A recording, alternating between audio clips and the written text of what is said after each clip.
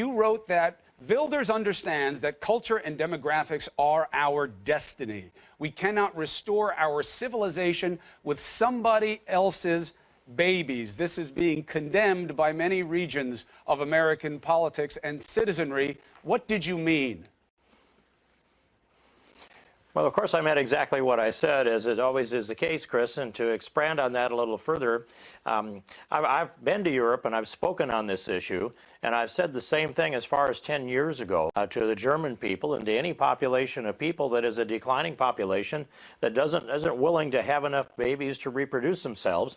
And I've said to them, you cannot rebuild your civilization with somebody else's babies. You've got to keep your birth rate up, and that you need to teach your children your values. And in doing so, then you can grow your population and you can strengthen your culture, you can strengthen your way of life.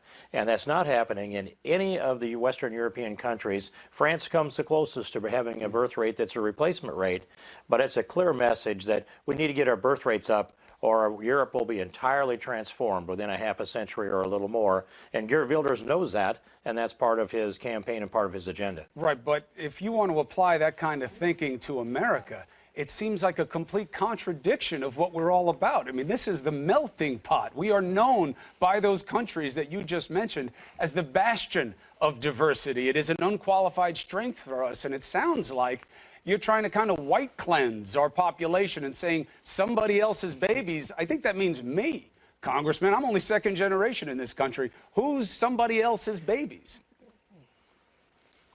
Chris, we're a country here that, if you take a picture of what America looks like, you can do it in a football stadium or a basketball court, and you see all kinds of different Americans there. We're pretty proud of that, the different looking Americans that are still Americans. And there's an American culture, an American civilization. It's raised within these children in these American homes. And that's one of the reasons why we require that the President of the United States be raised with an American experience. But we've also aborted nearly 60 million babies in this country since 1973. And there's been this effort that says we're going to have to replace that void with somebody else's babies. And that's that bring in much illegal immigration into America, enclaves refusing to assimilate into the American culture and civilization. Some embrace it, yes, but many are 2 and 3 generations living in enclaves that are pushing back now and resisting against the assimilation.